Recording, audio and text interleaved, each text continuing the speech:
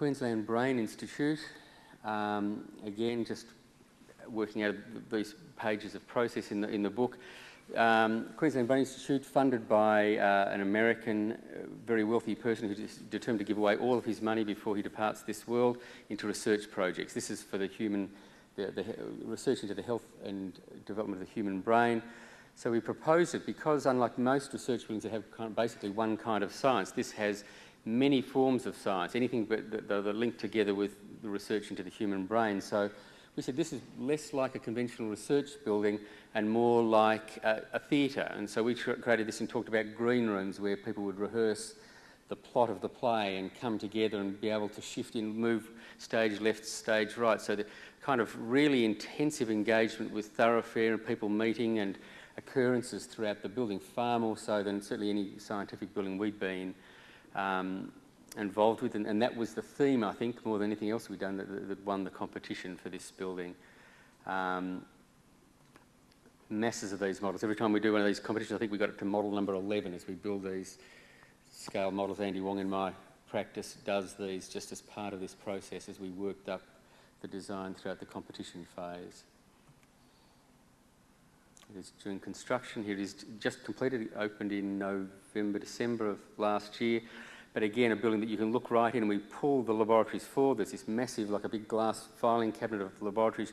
You look right in and see the science being performed, even in the most secure areas. There's still views within to those. Again, silhouette, obviously this constant theme, so this building has an intentionally textured shot. It draws light different parts throughout different parts of the day, but also to provide a building that's engaging as part of its profile at this leading edge of the university. Working with Fiona Hall again, and this massive artwork on the human brain that sits in the foreground of all of the science labs. And intentionally, we wanted this means of thoroughfare to be absolutely exaggerated, so looking at these interconnecting stairs and bridgeways and providing them as sort of the most engaging part of the journey through the building. And they intentionally sort of pull you out. They're not the most efficient means of access. We talked about slowing down the journey and creating these places where you can grab a coffee, watch TV, a group of 12 or so scientists can sit together right opposite their labs. So, and at each point there's the sight lines down, up and through to the different parts. And right in behind all that is these laboratories over all of the 7 floors. And at the top, a great big area for everybody to come together, a big roof garden where everybody rises up. So the most intensive place is at the top of the building where everybody will meet at the end of the day. University of Sydney Central Building, another one. I'm going to race through this because this is an unfinished project, but I thought there was some interesting aspects, and I might just pick a few of these out. A competition that we won, not one of the most successful in a way because we won the competition, but our scheme was double the budget. So we spent a year doing schematic design to actually realign the client's requirements, our architectural aspirations, and the budget, which was pretty tough. It's a tough town to work in Sydney.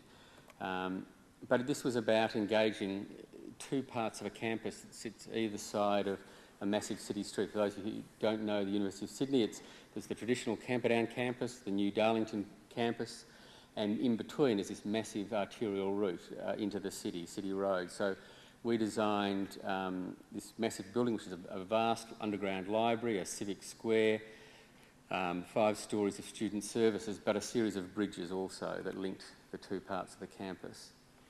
And this is the original design. We looked at an old historic map of the original plan of the university, and there's this quite beautiful bit of the university that was lost early or late last century, which had a square with a diagonal pathway through. We thought that's really good.